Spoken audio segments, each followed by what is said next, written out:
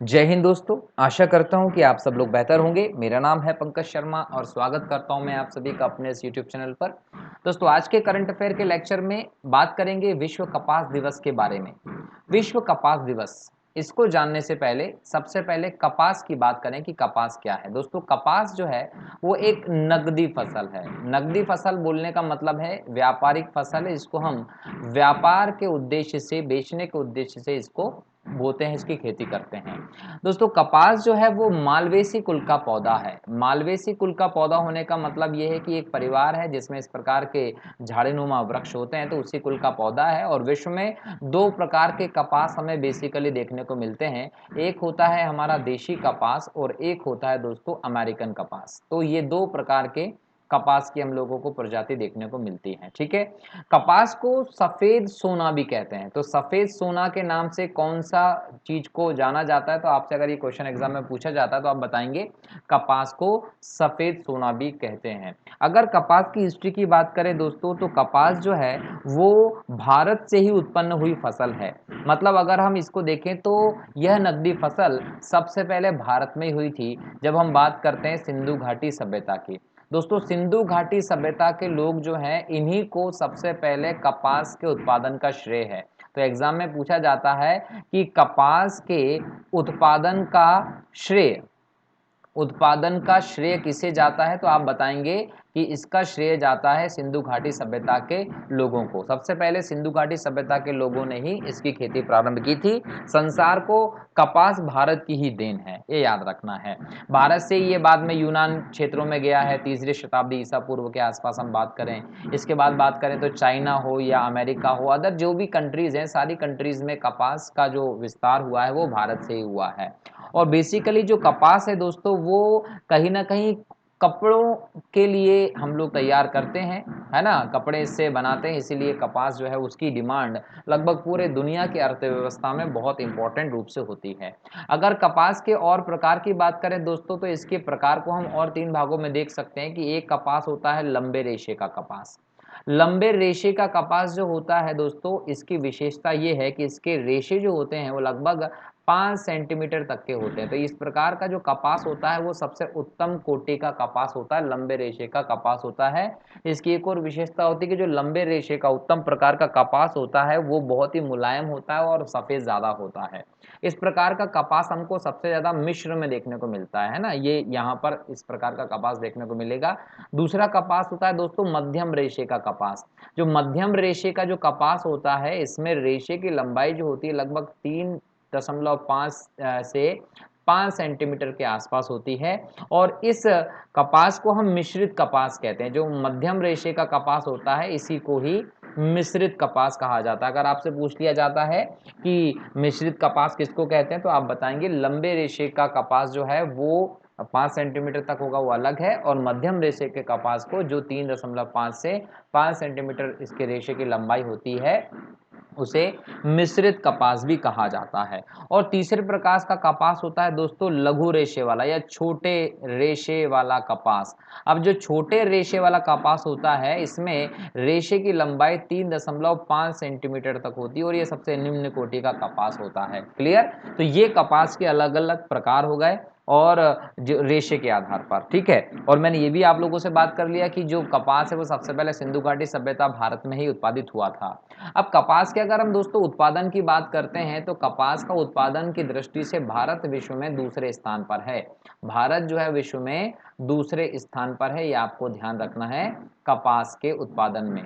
ठीक है। अच्छा, अगर भारत में हम राज्यों की बात करें दोस्तों, तो भारत में जो 28 राज्य हैं व 9 केंद्र शासित प्रदेश हैं, इनमें से दोस्तों गुजरात जो है, गुजरात राज्य भारत में प्रथम है कपास के उत्पादन की दृष्टि से। क्लियर? अच्छा, अब हम कपास के उत्पादन की बात तो कर रहे हैं, लेकिन इसके लिए अनुकूल दशाएं क्या होती हैं? तो ये माना जाता है कि औसत वर्षा चाहिए कपास की खेती के लिए। औसत वर्षा चाहिए, अच्छी सिंचाई होनी चाहिए। 75 सेंटीमीटर से लेकर जहां पर 125 सेंटीमीटर के बीच में बारिश होती है, उस क्षेत्र में कपास बेहतर तरीके से हो सकता है। लेकिन हम लंबे रेशे का अच्छा बेहतर कपास अगर चाहते हैं, तो हमें इसके लिए काली मिट्टी की आवश्यकता होगी। जहां पर काली मृदा होगी वहां पर कपास अच्छा होता है। जहां पर धूप अच्छी होगी, मतलब टेम्परेचर कपास की खेती के लिए अच्छा चाहिए होता है। कपास की खेती के लिए आपको ये मानकर चलिए कि लगभग 25 से 30 डिग्री के आसपास का जो टेम्परेचर होता है वो अच्छा होता है। तो ज़्यादा टेम्परेचर में, चमचमाती धूप में, खुले आसमान में, बादल रहित आसमान होना चाहिए। ऐसे मौसम में कपास जो होता है वो बेहतर तरीके से हो सकता है। लेकिन सबसे इम्पोर्टेंट दशा इसके लिए क्या है कि सिंचाई की व्यवस्था अच्छी हो और काली मृदा होनी चाहिए, क्योंकि कपास जो है वो काली मृदा में ही बेहतर होता है। इसलिए काली मिट्टी जो होती है ना, उसको काली कपासी मृदा भी कहा जाता है। तो इस प्रकार से आप इसको समझ सकते हैं कपास के उत्पादन के क्षेत्र को। तो कपास के उत्पादन किन किन परिस्थितियों में होता है वो आपको पता चल गया है। कपास कितने प्रकार का होता है वो भी पता चल गया है। कपास के उत्पादन की दृष्टि से अगर हम बात करें भारत की, तो भारत विश्व में दूसरे स्थान पर है। और भारत के अंदर अगर हम बात करें तो गुजरात जो है वो प्रमुख क्षेत्र है कपास उत्पादन के लिए, ये भी आपको पता चल गया। ठीक है। अच्छा, अब यहाँ पर एक और चीज को समझना है कि विशेष तौर पर हम मध्य प्रदेश की हम बात करें तो मध्य प्रदेश जो है वो भी कपास उत्पादन की दृष्टि से अव्वल राज्यों में आता है। मध्य प्रदेश का दोस्तों जो पश्चिमी हिस्सा है, मध्य प्रदेश का जो पश्चिमी प्रदेश है, जिसको हम खरगोन या फिर हम अलीराजपुर, झाबुआ, ये जो पश्चिमी है मतलब मालवा का जो प्रदेश है, मालवा का जो प्रदेश है, पश्चिमी मध्य प्रदेश जो है, यहाँ पर विशेष तौर पर आपको मध्य प्रदेश में कपास देखने को मिलेगा। मध्य प्रदेश का 50% से ज्यादा कपास जो होता है वो मालवा के, पश्चिमी मध्य प्रदेश के क्षेत्र में हो जाता है। और खरगोन में इसका एक अनुसंधान केंद्र भी बनाया गया है मध्य प्रदेश स्तर पर। तो मध्य प्रदेश में कपास सबसे ज्यादा कहाँ होता है? खरगोन में होता है, ये आपको ध्यान रखना है।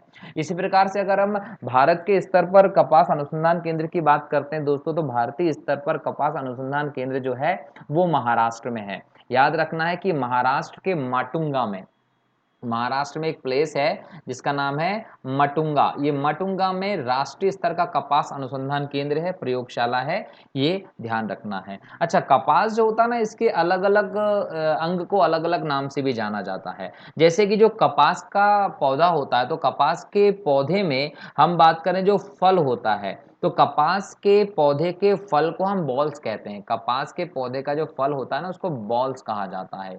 ये कपास के पौधे का फल जिसको बॉल्स कहा जाता है, ये चिकने और हरे पीले रंग का होता है, ये आपको ध्यान रखना है। ठीक है। इसके अलावा हम बात करें तो जो कपास जो है, इसके फल के अंदर ही हमको बीज मिलते हैं और कपास मिलता है। तो इस फल को फूटने में समय लगता है, पुष्प होते हैं उसको फूटने में समय लगता है, उसके बाद ही आपको कपास जो है वो प्राप्त होता है। ठीक है।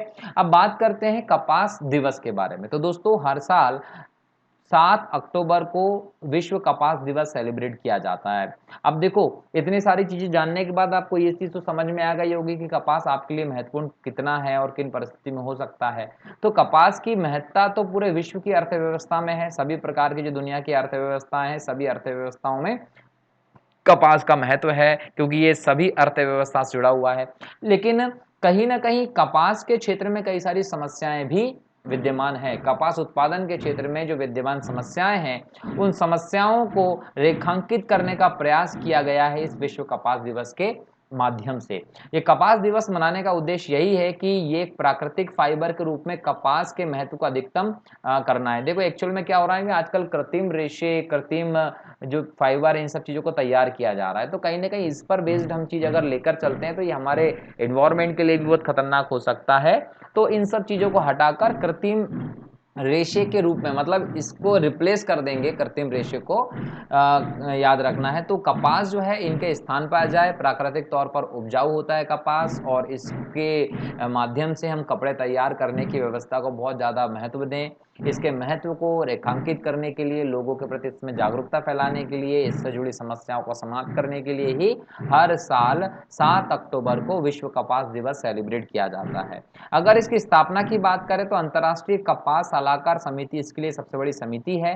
इसने विश्व व्यापार संगठन द्वारा संयुक्त रूप से 2019 में जिनेवा में इसकी स्थापना की थी। 2019 में जिनेवा में विश्व कपास दिवस की स्थापना इन दोनों संस्थानों ने मिलकर की थी, ये आपको ध्यान रखना है। क्लियर? अच्छा, इसके अलावा यदि हम देखें तो 2019 अगस्त में ही जो संयुक्त राष्ट्र की महासभा है, उसने इसका जो आधिकारिक तौर पर जो इसका प्रस्ताव है, उस प्रस्ताव को बोल सकते हैं पास किया था, जिसका उद्देश्य था विश्वव्यापी संसाधन के तौर पे कपास के महत्व को रेखांकित करना है। इन जो जो विश्व राष्ट्र संगठन जो है हमारा, जो महासभा थी, इसने कॉटन 4 कंट्रीज यानी बेनिन है, बुर्किना फासो है, चाड और माली है, ये विश्व के कॉटन उत्पादन करने वाले प्रमुख राष्ट्रों में आते हैं। तो बेनिन, बुर्किना फासो, चाड और माली ने अगस्त 2019 में संयुक्त राष्ट्र की महासभा में एक प्रस्ताव पास किया था। कहीं ना कहीं इसे बाद में पास कर दिया गया, तभी से ये कपास दिवस मनाया जाता है। ये आपको ध्यान रखना है। क्लियर है ना। और भारत में अगर हम बात करते तो मैं आपको बता चुका हूं कि भारत में एक महत्वपूर्ण व्यावसायिक फसल के तौर पर कपास होता है। कहीं ना कहीं 6 मिलियन कपास किसानों को प्रत्यक्ष तौर पर जीविका प्रदान करता है। और 2020 में भारत ने अपना पहला लेबल कस्तूरी कॉटन भी प्रस्तुत किया है। तो ये भी आप लोग ध्यान रखिएगा। तो इस प्रकार से हमने कपास के विभिन्न चीजों के बारे में आज के इस लेक्चर में चर्चा कर लिया है। उम्मीद करता हूं कि आपको चीज़ समझ में आ गई होंगी। आपने प्रॉपर तरीके से अपने नोट्स बना रहे होंगे, उसको नोट कर रहे होंगे कॉपी में। अगले लेक्चर में फिर से मिलता हूं एक नए टॉपिक के साथ। तब तक के लिए दोस्तों इजाज़त दीजिए। बहुत बहुत धन्यवाद। जय हिंद, जय भारत, वंदे मातरम।